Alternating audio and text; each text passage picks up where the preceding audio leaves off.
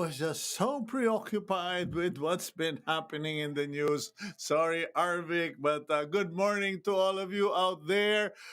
Clearly, we are all so busy with work that sometimes we forget that, hello, we're working from home and we are on air, Mr. Beltran. Good morning to all of you out there. Thank you once again for joining us today, this Friday, November 5, 2021. And let's all express our thankfulness, our gratitude to the God Almighty, to our God, Abba Father Almighty, for giving us another day of life. And if you are healthy, then be thankful, be doubly thankful because marami po sa atin, we tend to forget, or take it for granted that a lot of our friends aren't around anymore. And we remember them, we pray for their loved ones. But the fact is, every morning that you wake up, be thankful. Okay, so thank you also to our subscribers on Cignal TV, and especially kayo pong mga nanonood, those of you, even our expat friends, our foreign viewers who from time to time would email me regarding subjects. Thank you for being subscribers of Signal TV and watching us on Channel 8 and Channel 250. And for those of you who also watch us via Facebook, especially those abroad, thank you for being with us. And you can also watch us on YouTube by dialing in One News PH. Okay. Today, as I mentioned, is a weekend. It's a Friday. Let's go to our daily starter. Okay, daily starter. Telling your partner where you are, who you are with, what time are you coming home is not being controlled. It's showing respect. Okay, I have a little story. Yesterday, I had a meeting with my wife and a female executive of a company who visited us here for contract signing. And as we were talking about generalities, we found out that from visiting us, she had come from Laguna and drove all the way to Batangas here in Lipa. And after our meeting, she would be driving to Lemery, Batangas, which was a good hour away or so. And I casually inquired, so do you have a driver? And she said, no, sir, I don't. I drive by myself. And I said, uh, please, I'm sure that if you can't afford a driver, you can afford at least have someone accompany you for the day. Many of us take these things for granted. First, on our daily starter, there are people who resent when their loved ones ask them, where are you going? Who are you going with? Especially the young people, the adults, young adults. And what they don't understand is it is for your personal safety and security that you inform your loved ones or your partner, for those who are married, about your whereabouts and your plans for the day.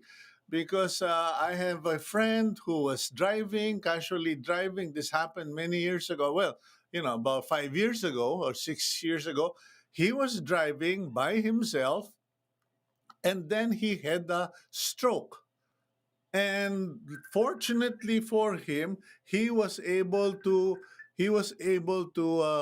how do you call this, ano ba to? Okay, fortunately for him, he was able to just maneuver his SUV to the side of the road, and people helped him.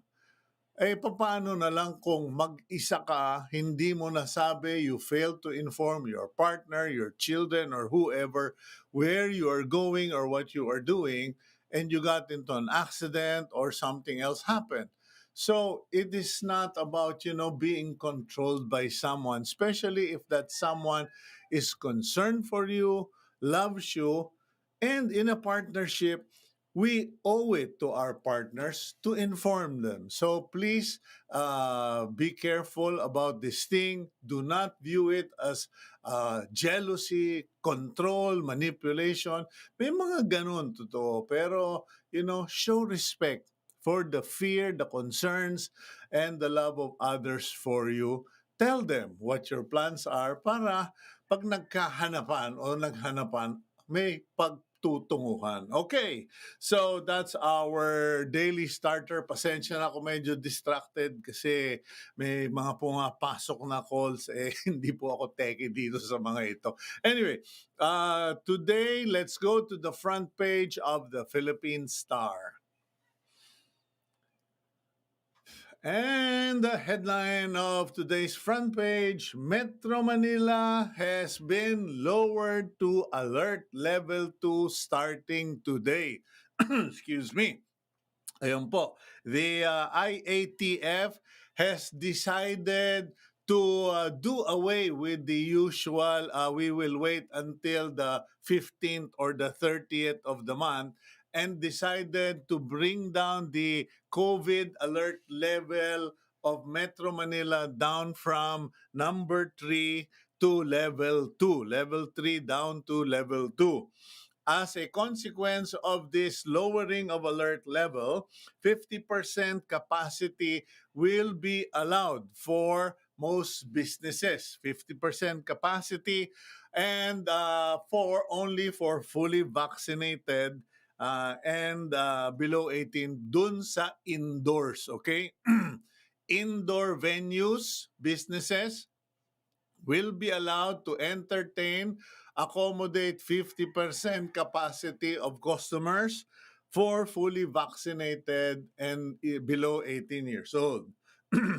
Those who have outdoor venues or businesses, you will be allowed to have 70% capacity, as granting that your workers are all fully vaccinated. Okay, so yun po. Okay, let's go back to the front page and look at the top of the new front page. Heather, Philippines suspend deployment of nurses and other healthcare workers. Okay, sorry na lang po.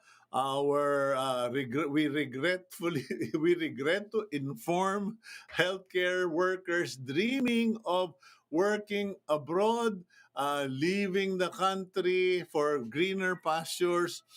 You cannot go outside of the country if you are just about to apply, because the quota of 6,500 health workers allowed abroad has been reached. Maximum na po, okay?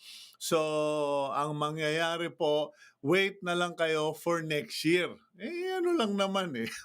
uh, one month and what? Mga 20 days na lang ang hihintay nyo, or 25 days. 1 month and 25 days. And after that, the new cycle of quota will be released. Okay, so now let's go back to the front page, and which one will Arvik choose? He chooses the photo of a minor accompanied by her mother as she receives a COVID shot at a vaccination hub in Trece Martires, Cavite yesterday. That's the good news. A lot of LGUs are now starting their vaccination programs for minors aged 12 to 17 years old. Okay. Now, back to the front page, the DI, okay, wait. COVID ba yun? COVID-19 cases down to 1,766.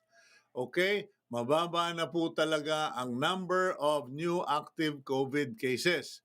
The problem, ladies and gentlemen, is we are now at 239 Filipinos dying yesterday from COVID. So if you still believe that the COVID is not deadly, just keep reading this daily record of dead Filipinos who died. Kahapon po, 239 Filipinos died from COVID. Okay?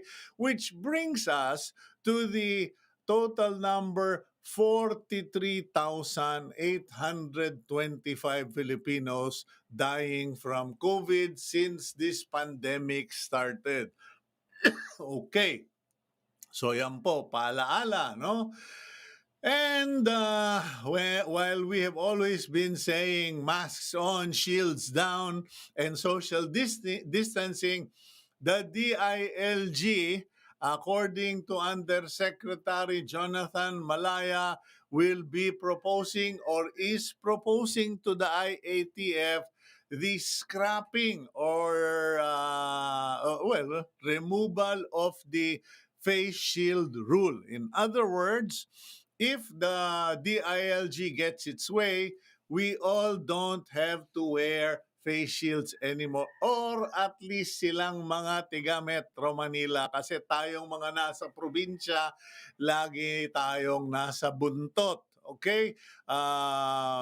According to DILG Yusek Malaya, the position taken by the DILG is due to the fact that the number of COVID cases has gone even lower than the last surge, last period of surge. So, okay na raw. Dapat tanggalin na yung face shield.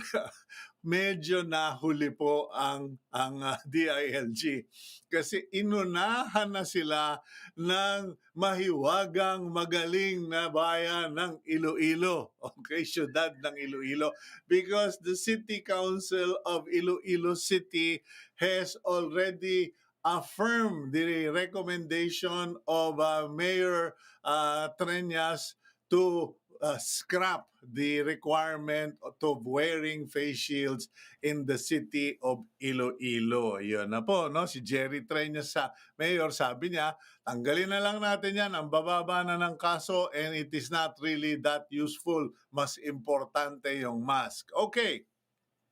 Meantime, India has produced or presented a new vaccine called Covaxin to the World Health Organization, which in turn has approved this vaccine. And this is a special announcement of the World Health Organization because it seems that the Covaxin has a 78% efficacy. Ganon siya kagaling. And also does not require highly sensitive, complicated technical storage procedures like yung mga sikat na Western vaccines. Because the Western vaccines, while they are preferred, they come with a headache of storage and handling. Ito raw vaccine has less complications and is less demanding in terms of storage. So, hindi na kailangan yung sub-zero kasi baka maubusan. Okay, maubusan daw ng mga freezers, deep freeze facilities. Okay. So, Covaxin, that's it, no? Now, let's go to that photo. Okay. Interagency Council for Traffic inspects the buses that are now plying the routes in Metro Manila, Rizal, Cavite, for compliance because the IATF has approved 70% loading capacity, but they want to be strict that it is only 70%, not 72, 80, or 100. Okay. Moving on, the front page of the Philippine Star. LGUs warned, okay, of RAPs over slow vaccination.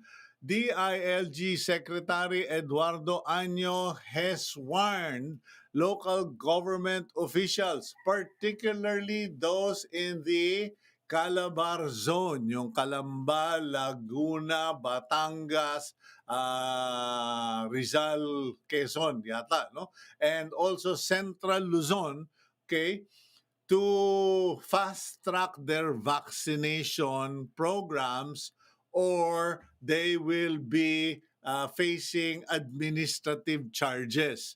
It seems that the DILG has noted a slow pace of vaccination in Calabar Zone and Central Luzon, so and as well as a losses in terms of vaccines due to poor handling or wastage. So yan po, kung kayo po ay mayor, governor of provinces, cities, and towns, pati na barangay official in the Calabar Zone or in Central Luzon, you have been warned. Okay? And then we go to picture, picture. Okay, picture, picture. Christmas at SM Aura Premiere. Okay, the management of SM Aura has opened up its doors to the Christmas, official Christmas season with parang ano parang set ng ano ng opera. In any case, they are there in the photo. Hansi and the Vice Mayor of Taguig City, Ricardo Cruz, were all present in the lighting ceremony at SM Premiere, Aura Premiere, to welcome the official Christmas season. Okay, moving on. Last two news items on the front page of the Philippine Star. We have Senate cites Lao in contempt. Okay, yeah, yan na po, no? The Senate Blue Ribbon Committee has cited former chief of the procurement service of the Department of Budget and Management, Lloyd Christopher Lau, in contempt, because Mr. Lau seems to have suddenly gone MIA or missing in action. Hindi na siya ma-reach, hindi na siya ma-see, and ngayon hindi na siya masisi for what happened with the Farmally anomaly. Okay, so that thing will continue. Anyway, last but not the least, for those of you totally addicted to Netflix, okay? It seems that the Netflix organization has appealed to the MTRCB regarding their order to pull out two episodes of the political thriller Pine Gap. Those of you who may not know why, it seems that in those two episodes, apparently reviewed by the MTRCB, it was shown that the map being used as reference by the players or in a scene uh, was a map that had the nine dash line na sinasabi or that is being referred to by China as their territory. Okay, so Netflix has appealed, has filed a motion for reconsideration because nga naman, if you cannot show two episodes, you can't call it a series. Okay, so as they say in the movies or in television, to be continued. Okay, let's now go to our main interview for the day. We will be talking about we will be talking about how you as consumers can protect yourself regarding all of these scams, all of these online scams, phishing, email interception, SIM swap, etc.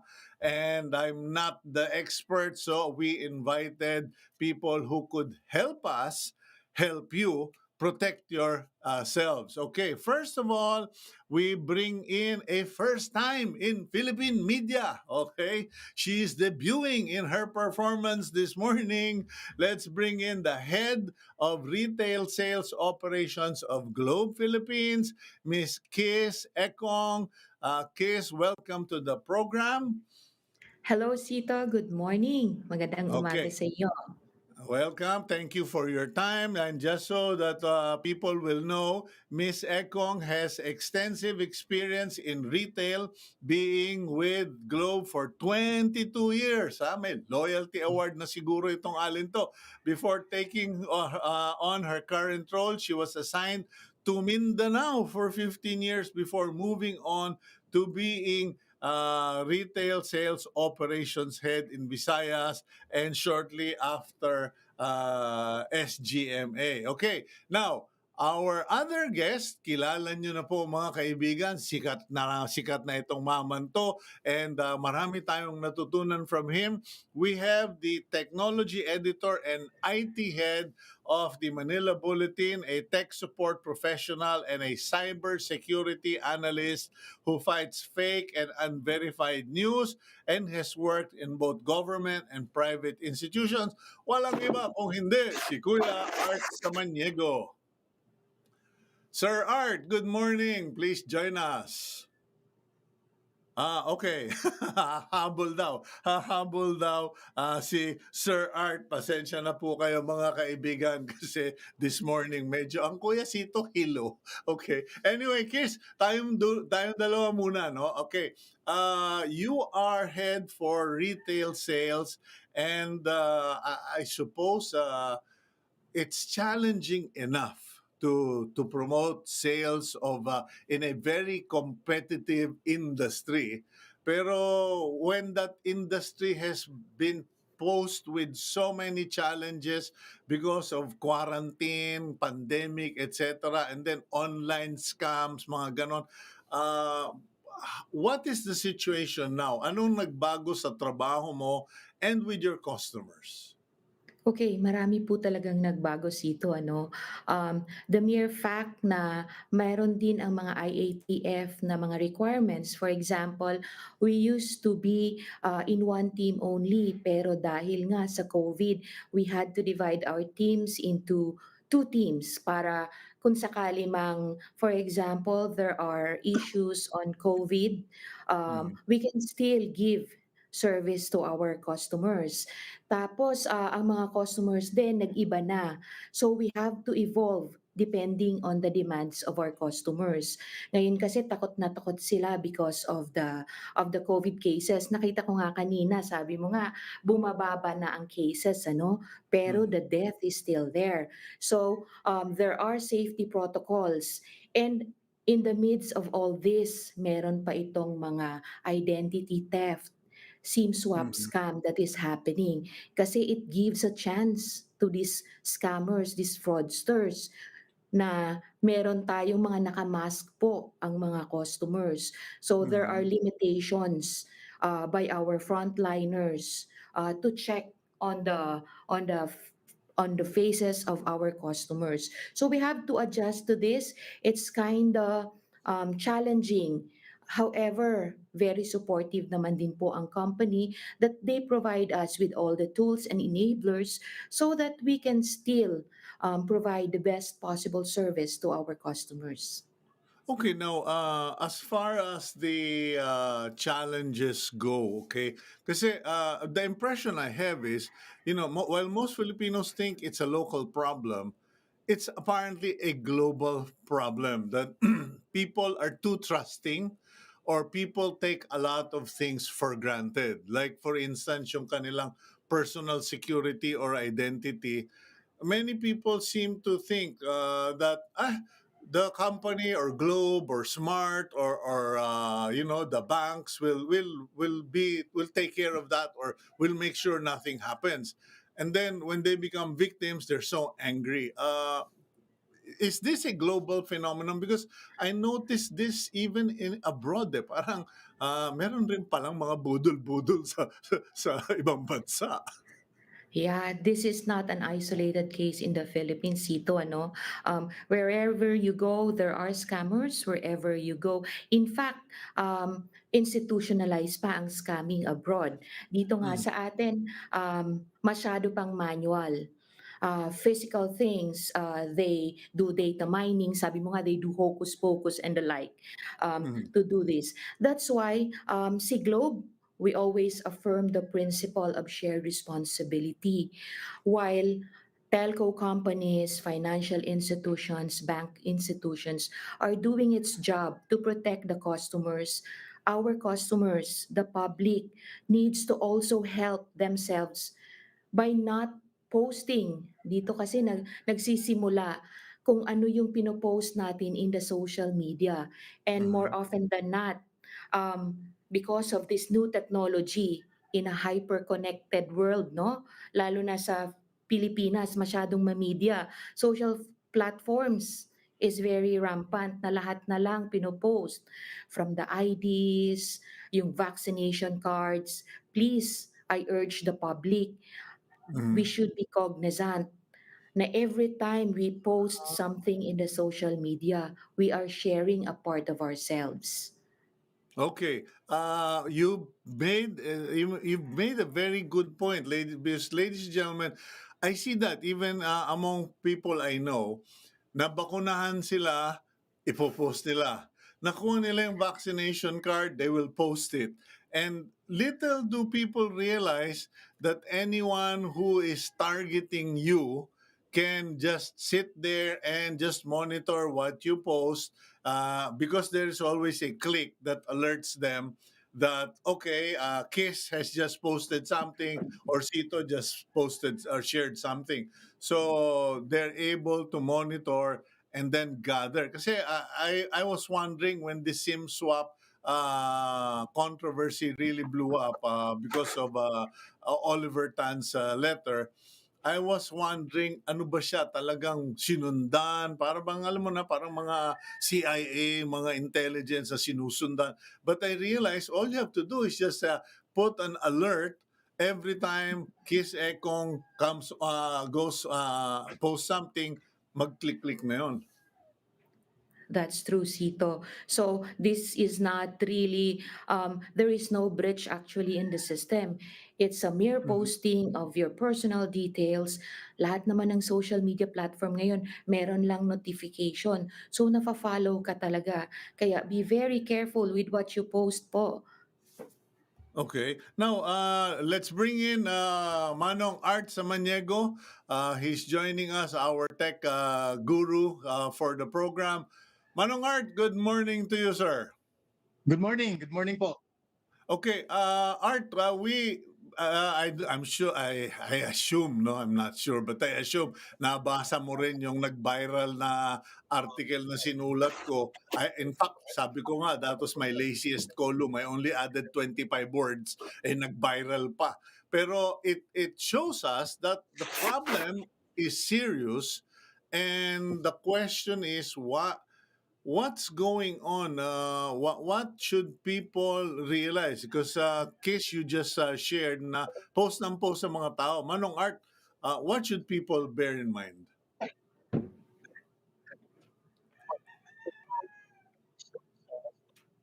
Nako. Okay, ayan, okay. You're on, Manong Art.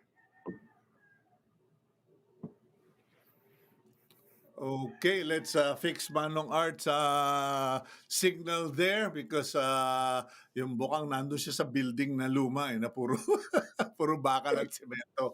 Okay, anyway, Kiss, going back to what you, so people, uh, casually share so many things. But you at Globe, what sort of reminders or program has Globe come up with a program or an educational campaign to address this? Kasi magaling ang tao, well, I don't want to say that, pero that's the reality. Magaling tayo mag-complain pagtapos na.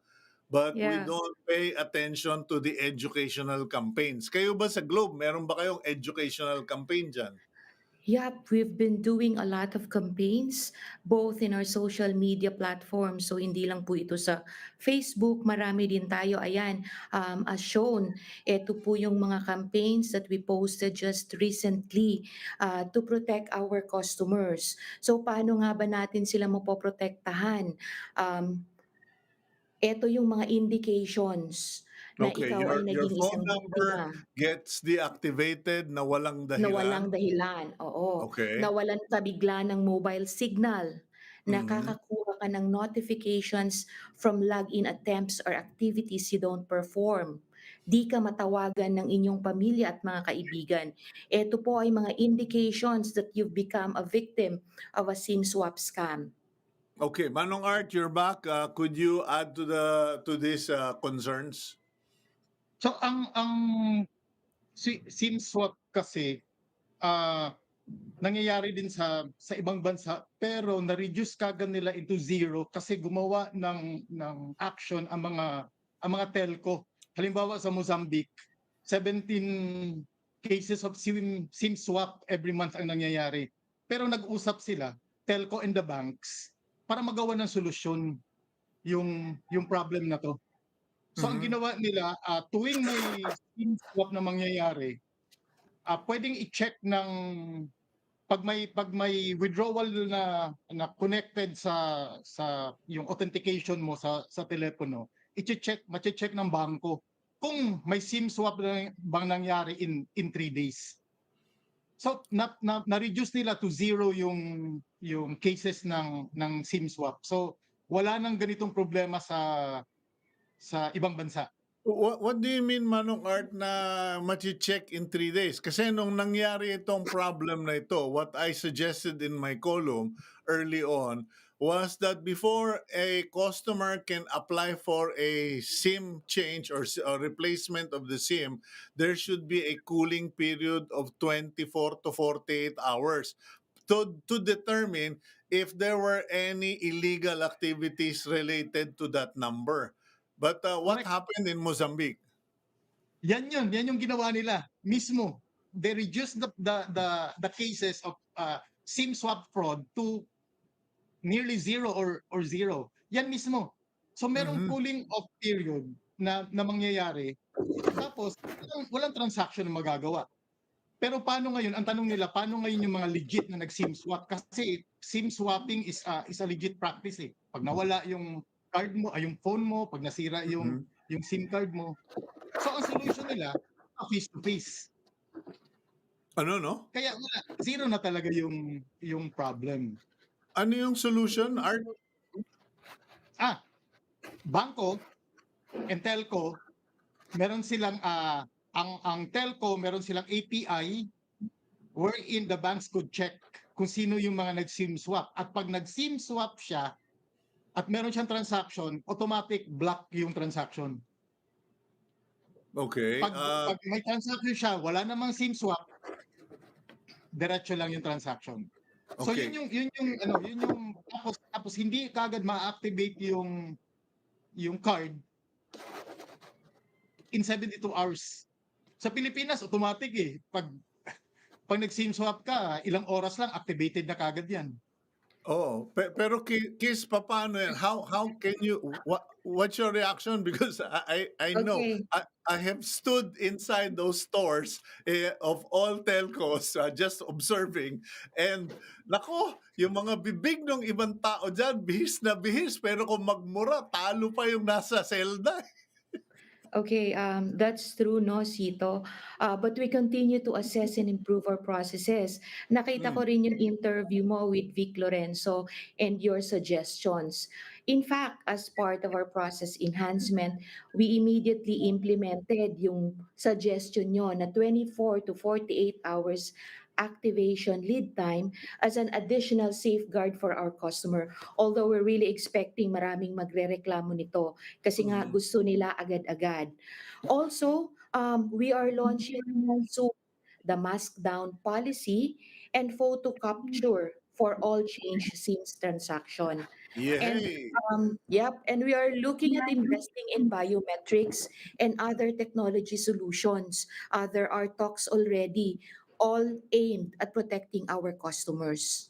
Pero Yeah. Oh, go ahead, Art. nung January 23, 2018, same problem nangyari na may SIM swap fraud nangyari. Mm. Tinatawag ng Globe ng National Privacy Commission at doon sinabi ng Globe na gagawa sila ng action. Kasama na dito yung 24 hours delay in Mhm. activating.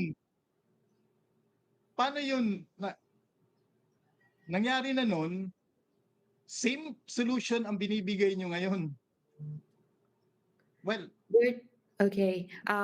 Sorry, I am not very aware of what happened in 2018, ano? But what I can assure you as the head of stores din, kasi kami naman yung nag-a-activate ng SIM, is that we will follow the 24 to 48 hours lead time of activation as a safeguard to our customers.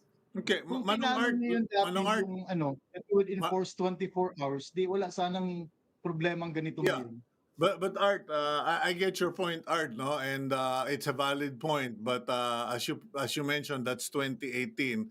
It's 2021, and yes, ideally that should have been done, but obviously it fell Pero, through the cracks.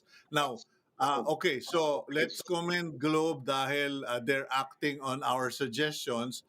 The question is, what other areas do you know, Art, that we should be careful about? Kasi kahapon lang, I sent an email to Yoli Crisanto of Globe because I was freaking out. I felt I was being targeted dahil may nagpapadala sa akin ng text messages na we are working on your renewal request.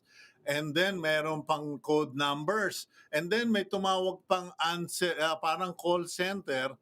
Sabi ko, alam ko yung call center ng Globe or ng Smart or ng mahinahon makipag-usap. Ito robotic ang dating. So napapraning na ako. Now ano ba ang mga iba pang mga attacks ang nangyayari, Art? so ang SIM swap kasi hindi to yung end, ah hindi to yung end na gustong mangyari ng mga Criminal. hackers. Oo. Oo, ang SIM swap isa na lang yan sa process, mahabang process yan. So parang ito ngayon yung naging victim, palagay ko pinroject talaga to. So nakakuha siya ng mga personal information. Saan ba makukuha yan? Sa social media. So Mm. avoid oversharing personal information, address, birthday, middle name. So yun yung iiwasan natin Yeah, sa pero para maiwasan natin yung SIM swap. Art case, what about itong sa mga online sellers? Kasi may mga nag-i-email, nagte-text sa akin na ang worry nila if they order online, they have to give either their credit card number or they have to give their address, etc. Are there situations you know of na violate yung security or identity theft issue, Kiss? If you look at these cases, this is a targeted identity theft and not a Mm-hmm. breach of the system. Yes, So, yes. manual po to, physical. So, data mining through, yun na nga, mga social media platforms. So, it is not in any way a breach of the system in Globe. Okay. No, we were not talking about breaching the system. No? Okay, but what should people worry about? Lalo na yung mga online. Kasi may mga taong bumibili tapos Mhm. yung kanilang package. But first, let's go for a quick break. When we come back, pag-usapan nga natin yung risks regarding mga transactions online. We'll go for a quick break. We'll be right back here on Agenda.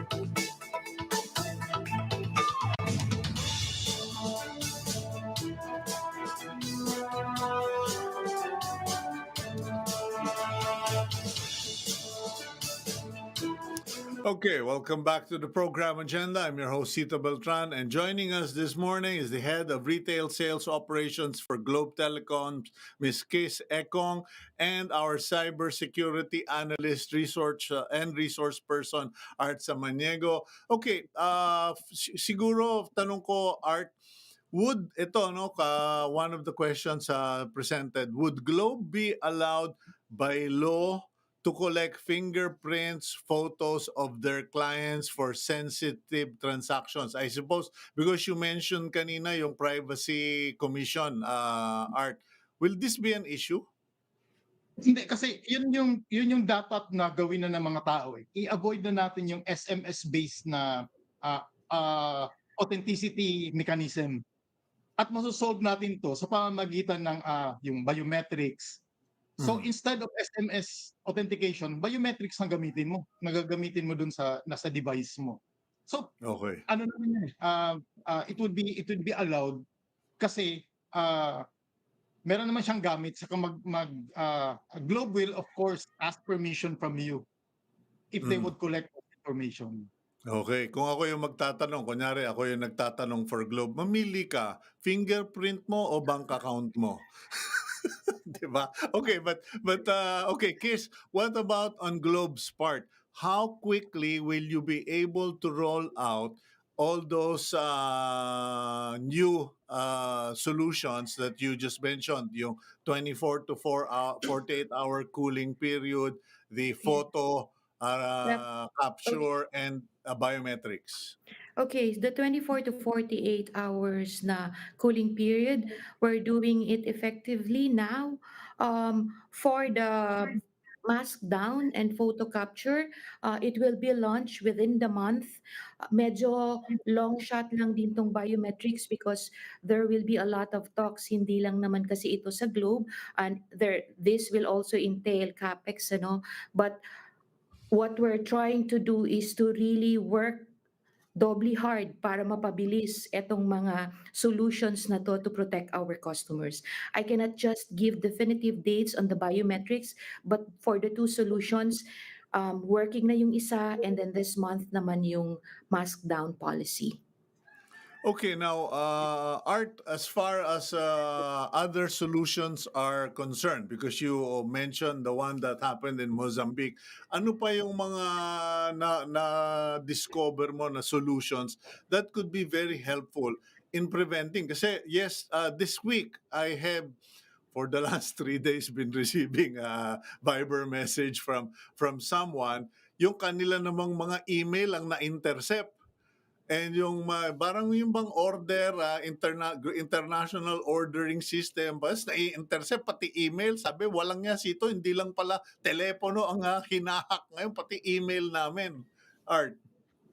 Ay, yun pala, meron kaming nakita na massive phishing campaign using spoof email. Spoof, ibig sabihin, kinopya yung mga email ng Department of Health, Customs, mga embassies.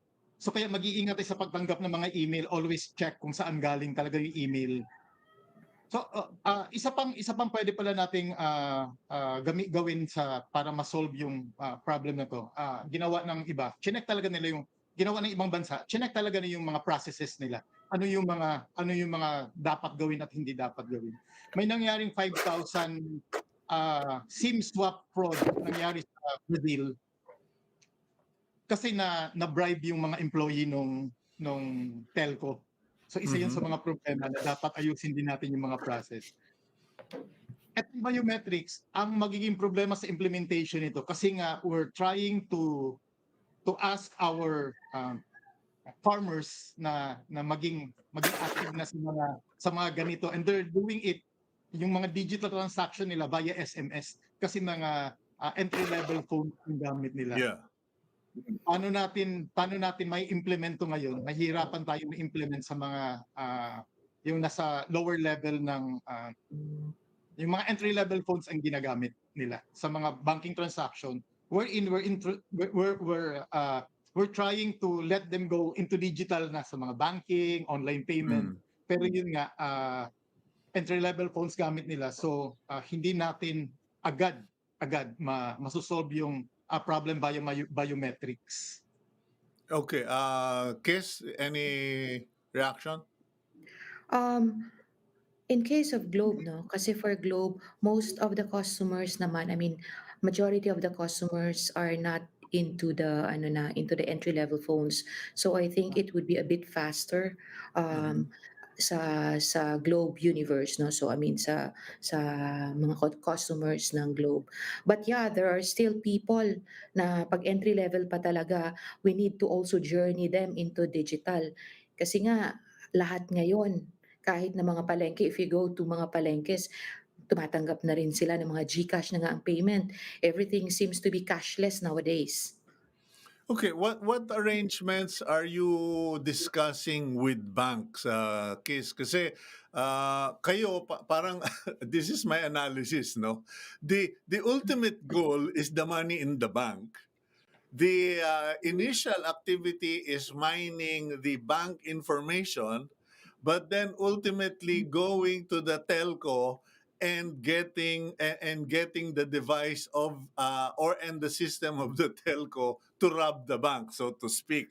Ang napuputukan yung telco, Yung yung mga telco, yeah. bangko nananahimik. I'm sorry, no, I've got to call out the banks on this one. In fact, many columnists have been reaching out to the BSP regarding this topic. Kayo siguro, Art, dyan sa bulletin, siguro pinag-uusapan nyo na rin yan, na what discussions are ongoing, Kiss, with the bank? Yung bang mga bangko, nakikipag-sit down na sa inyo, teka, we have a problem and we've got to do something. I'm not very privy on the details, but we have Mhm. reached out to the bank. We have reached out to the bank kasi nga sinasabi natin the details of the prior to the SIM swap has already been compromised, no. It is Mhm. just the last leg for the fraud to happen. So Mhm. merong talks with the bank. I'm not the right person and siguro, no, to answer that, but Yeah, but there I are think talks. in this case, Mm, we're not just talking about one specific bank, Art. Ano? yeah. There are many banks, Kiss. Art, what are you guys seeing in this situation? Ah, ah, pag na SIM swap fraud ka, hindi kasi ito kasalanan ni telco. Mm. Kasi ang gagawin 'pag nagpunta ako, nagpapalit ako ng SIM card at kumpleto yung mga papeles na kailangan na requirements na hinihingi ng Globe. Mm. Walang magagawa ang Globe kundi palitan yung SIM ko kasi nandun na lahat, kumpleto na, may affidavit of loss, may kumpleto Mm. na lahat. So ikaw nabudol ka, ikaw yung naloko. Naloko ka nito kasi in the first place available yung mga information mo somewhere Mm. at kinuha nila. So pero ganun pa man, yun nga, ang process kasi dapat i-check natin. Bakit ito yung isa sa mga tanong ko kanina, bakit hindi nangyayari ito kay Smart? Bakit sa Globe lang ito nangyayari? Ano yung process? Ano yung magkaibang process na ginagawa ng dalawa? Mhm. Well, I can't answer that because Oo. unfortunately we didn't have enough time to invite the smart. Mapapagalitan ako niyan sa sinabi mo sa Maniego eh. Nak- Nagpadala ka ng question pareho. Sa Globe saka Smart, pareho mo lang sagot hindi. hanggang ngayon. Mapapagalitan nga ako, hindi ko na imbita yung tiga smart eh. Pero Kiss, is there a different process for Globe and Smart? I do not know if there is a different process, no. But the process of Globe is established protocol naman, not Mhm. just for a telco company, but as well as for banking institutions and financial institutions. So I just don't know if Smart has a different process or if they did not have any incidents like this. Okay, aside from SIM swaps, what other headaches are telcos experiencing? Kasi, okay, big deal ngayon itong SIM swap dahil may mga big time na mga negosyante na nabibiktima. But what other problems are cropping up? Um, Today, except for the SIM swap kasi, Okay naman. Eto lang yung mga complaints ng customers kasi nga ngayon, because of the health and safety protocols, meron na rin tayong appointment booking. Hindi ka Hmm. na puwedeng mag-flock sa stores at any time that you want. Kasi nga we want to, provide safety and security din sa mga tao. Eto rin yung mga nirereklamo ng mga customers natin na, "Pumunta kami sa stores ninyo, pero hindi ninyo kami ma-accommodate agad-agad." But, our intention is really to provide safety and security naman sa mga customers natin. So, Yeah, hindi pa and rin I think what happened do sa SIM swap sa inyo nga, what they did was they waited at the last 10 minutes ye ba yun of yep, closing time on a Friday. Eh, alam nyo mga kaibigan, pag may pumunta sa tindahan ninyo, nagmamadali, gustong bumili, tapos may dalang isang tali ng cash, yung pala peke kalahati, patay-patay tayo dyan. Yan po ang modus operandi. We'll go for a quick break, and when we come back, I want to ask Manong Art Samaniego, what other, yung fishing na sinasabi mo, hindi ko nga ma-pronounce ng maayos eh. Ano ba yung fishing na yan? Alam ko lang yung mangisda. We'll be right back here on Agenda.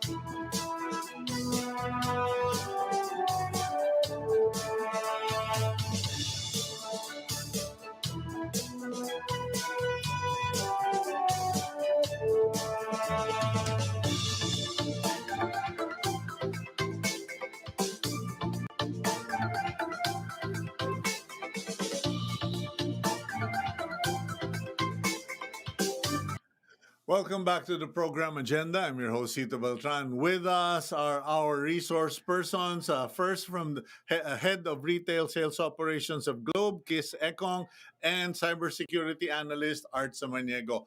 Okay, before magkaubusan ng oras at mapagalitan na naman ako, no? Okay, first, quick questions lang, Kiss. Okay, you already said you're already going to implement the 24 to 48 hour cooling period for SIM swap. You are going to require photo capture of customers, etc. What about itong mga SIM card documentation? Because Senator Panfilo Ping Lacson has always been pushing na yung mga ano ba, yung mga SIM cards na ano, yung prepaid, dapat hindi binebenta kung walang identification. That is one issue. And mas safer ba for people doing bank transactions to have a prepaid SIM, or it doesn't make a difference whether it's prepaid or postpaid? Sito, it doesn't actually make a difference whether it's prepaid or postpaid if you're really targeted with an identity theft, ano? So, Mhm. my tip is to really try and protect yourself. And how can you do that? You need to keep your sensitive and personal data to yourself. Mhm. Limit the information you share online at sa ibang tao. Wag din po tayo mag-share ng screenshots, lalo na sa mga bills natin online. Another thing is kailangan natin gumamit ng strong and unique passwords for your accounts and change them regularly. And Mhm. we need to use other ways of authentication tulad ng security keys, biometrics at iba pa. At maaari ka rin namang gumamit ng password manager for better security. Okay, last na question on this issue. Where or who do they call? Kasi, Kiss, may mga nagko-complain sa akin na they already submitted their complaints to both the telco and the bank. Pero after the initial investigation, wala nang follow-up, wala nang updates, etc. If they are Globe subscribers, who can they turn to? Kumbaga, parang kanta, no, Art? Who can I turn to? Wag. Oh, Kiss. Okay, they can always visit. Pwede po nating i-lodge yung complaint doon at kami na po ang bahalang mag-escalate sa mga proper groups and departments in Globe.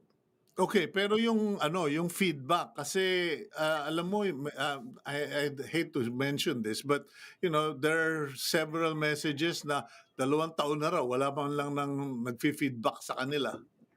Okay, I do not know where that came from, ano, but sige, rest assured, the stores now will accommodate and provide feedback with you on the service level agreement that we give you. Okay, and for those of you who want me to fight with people, I will not fight with people because the objective of this program is to present solutions that came from all of you and hope that it will be received. And ayan, na-receive naman ng Globe yung mga solutions na 24-hour photo capture, biometrics. Now, Manong Art, quickly lang, ano ba yung phishing na yan? Akala ko wrong spelling ako. Yung pala, meron talagang PHISING. Ano ba yan? Bago yan, pampalubag loob sa mga nabibiktima ng SIM swap fraud.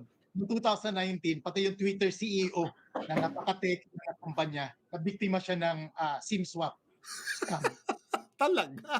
So nangyayari talaga CEO siya. ng Twitter, CEO Okay. noong 2019. So ayun. So anyway, yung phishing kasi, ito yung mga messages na nare-receive mo through email or messages na nagpi-pretend sila. They're pretending to be someone you know or someone you trust o galing sa mga legitimate na mga companies. Tapos hihingi siya ng mga information, personal information mo na pwedeng magamit para manakawan ka. So kaya mag-iingat tayo sa pag-click ng mga links. Pag meron kang email, tignan mo kung paano kinumpose yung email. Pag may wrong grammar yan, scam yan. Hindi magkakamali ang telco, hindi magkakamali ang Globe o Smart o ang mga bangko ng mga simple grammatical errors. Pag At meron saka, ganon, Mhm. indicator yan na scam yan. At saka yung misis ko, ginagawa niya, kiniklik niya yung sender. Pag kinlik niya, lumalabas na yung email account hocus Ah, pocus. So halimbawa, galing sa bangko yung email pero naka-Gmail siya, fake yan. Pero yung nakita namin ngayon na massive na phishing attack sa mga users ng DOH sa customs, nakopya talaga yung from field. Ayun. So ang gagawin mo yan, ang ginagawa ng mga scammers, naglalagay ng link yan. Pag may nakita kang link, huwag mo kagad i-click. I-hover mo yung mouse mo sa ibabaw. Hover lang, ilagay mo sa ibabaw niya.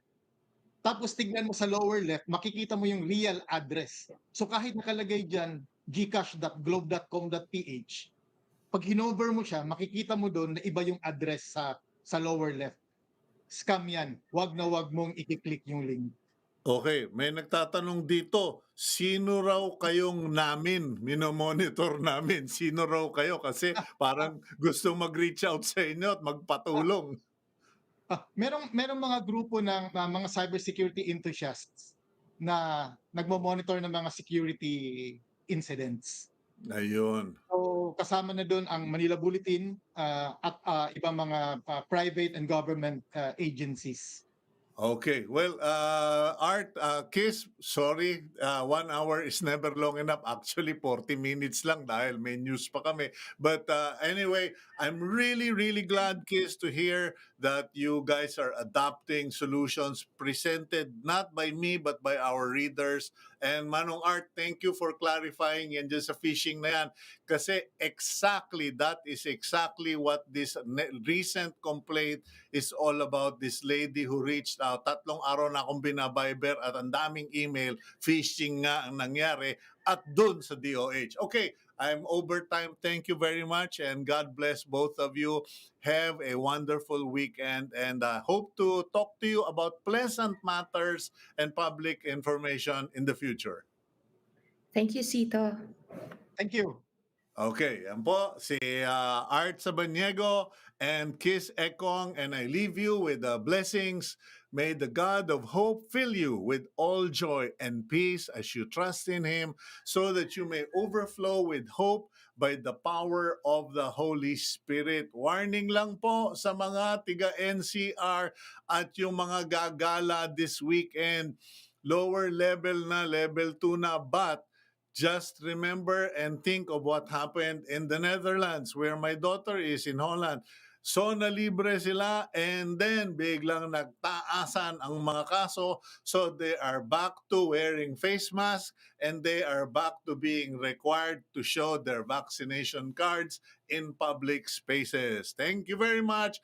God bless. Happy weekend. Keep it here on One News PH.